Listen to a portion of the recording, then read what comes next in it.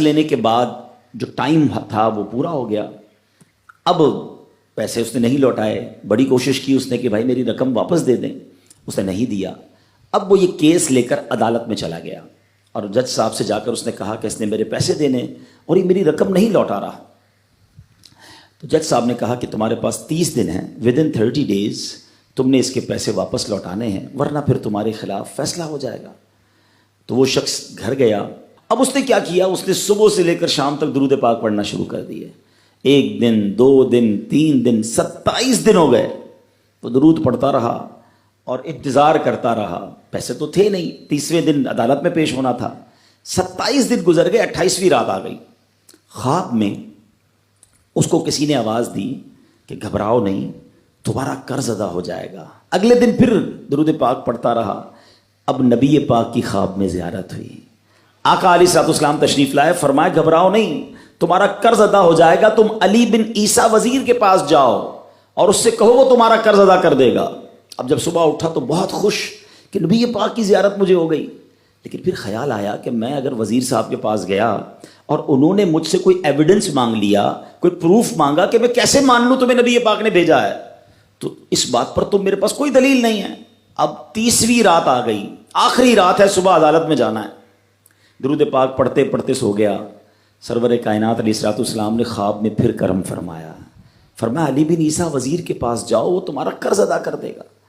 کہ حضور میں چلا تو جاتا, مگر اگر وہ مجھ سے کوئی پروف مانگتا, کوئی ایویڈنس مانگتا, تو میں کیا جواب دیتا. پیارے آقا علیہ الصلوۃ والسلام نے فرمایا کہ ایسا کرو, اسے یہ کہنا کہ آپ کا ایک راز ہے جو آپ جانتے ہیں اور رب جانتا ہے, اور وہ راز یہ ہے کہ آپ روزانہ فجر کے بعد 5000 بار درود پاک پڑھتے ہیں, اور جب تک درود پاک مکمل نہیں ہوتے آپ کسی سے بات نہیں کرتے. اب جب صبح اٹھا تو بہت مطمئن کہ اب تو دلیل بھی آ گئی ہے. پہنچ گیا صبح صبح علی بن عیسیٰ وزیر کے پاس. اس کا دربار لگا ہوا ہے. اس نے پیغام بھجوایا کہ میں علی بن عیسیٰ وزیر صاحب سے اکیلے میں ملنا چاہتا ہوں, پیغام لایا ہوں. درباری نے آ کر پوچھا, وزیر صاحب پوچھ رہے ہیں کس کا پیغام لایا ہو؟ کہا میں نبی پاک علیہ الصلوۃ والسلام کا پیغام لایا ہوں. فوراً وزیر صاحب نے بلا لیا. کہا فرمائیے. کہ مجھے میرے آقا علیہ الصلوۃ والسلام نے کہا ہے کہ آپ میرا قرض ادا کر دیں. میں 3000 دینار کا مقروض ہوں. Today is the last day in the court. آج مجھے کورٹ میں پیش ہونا ہے. اگر آج میں نے اپنا قرض ادا نہ کیا تو مجھے جو ہے وہ سزا ہو سکتی ہے. علی بن عیسیٰ کہتا ہے میں بالکل آپ کا قرض تو ادا کر سکتا ہوں, مگر مجھے کیسے پتہ چلے, کوئی دلیل ہے, کوئی پروف ہے کہ آپ کو نبی پاک علیہ الصلوۃ والسلام نے بھیجا ہے؟ کہتا ہے ہاں, خالی ہاتھ نہیں آیا, آقا نے دلیل بھی عطا فرمائی ہے. اچھا بتائیے کیا دلیل ہے؟ کا دلیل یہ ہے کہ آپ کا ایک راز ہے جو صرف آپ جانتے ہیں اور آپ کا رب جانتا ہے. 5000 ٹائمز ڈیلی آپ درود پاک پڑھتے ہیں فجر کے بعد, اور جب تک یہ درود پورے نہیں ہوتے آپ کسی سے بات نہیں کرتے. آپ ذرا پہلے تھوڑی دیر کے لیے امیجن کریں کہ جو وزیر 5000 بار روز درود پڑھتا ہوگا وہ عاشق رسول کیسا ہوگا. اس کی تو لاٹری نکل آئی نا, وہ تو خوشی سے جھوم اٹھا, کہتا مرحبا یا رسول اللہ, میرے درود پاک قبول ہو گئے, بہت خوش. اب ابھی بیٹھے آپ, کمرے میں گیا, واپس آیا اور 3000 نہیں 9000 دینار لے کر آیا.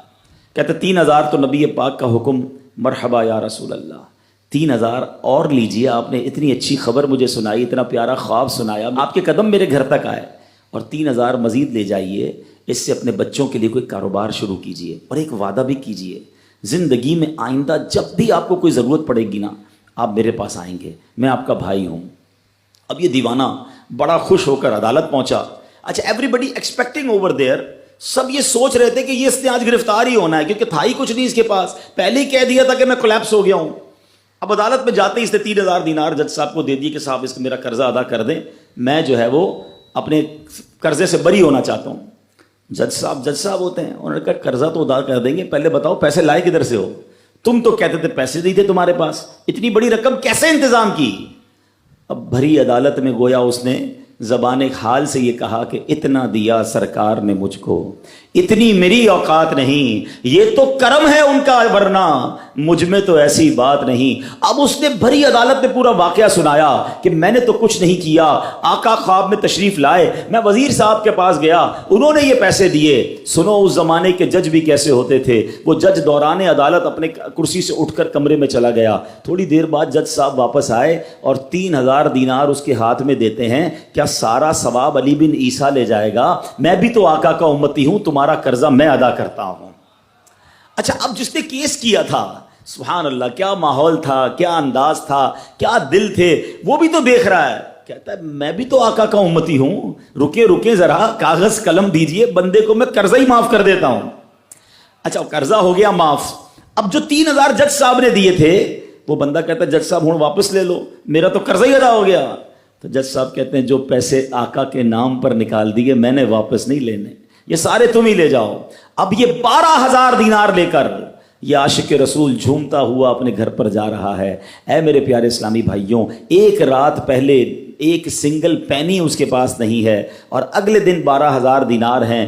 درود پاک وہ وظیفہ ہے جو دل سے پڑھا جائے تو سبحان اللہ یہ مصیبتوں کو ٹالنے والا وظیفہ ہے, یہ پریشانیوں کو دور کرنے والا وظیفہ ہے. اور یہ میں نہیں کہہ رہا, خود سرور کائنات علیہ الصلوۃ والسلام کی حدیث ہے جس کا مضمون ہے کہ جو پریشانیوں میں ہو, جو مصیبتوں میں ہو, اس کو چاہیے کہ مجھ پر درود پڑھے, کہ درود پریشانیوں کو لے جاتا ہے, مصیبتوں کو لے جاتا ہے. ایک شاعر نے کیا خوب لکھا ہے, اور واقعی حق لکھا ہے, ہر درد کی دوا ہے صلی علی محمد, ہر درد کی دوا ہے صلی علی محمد, تعویذ ہر بلا ہے صلی علی محمد. تو ہمیں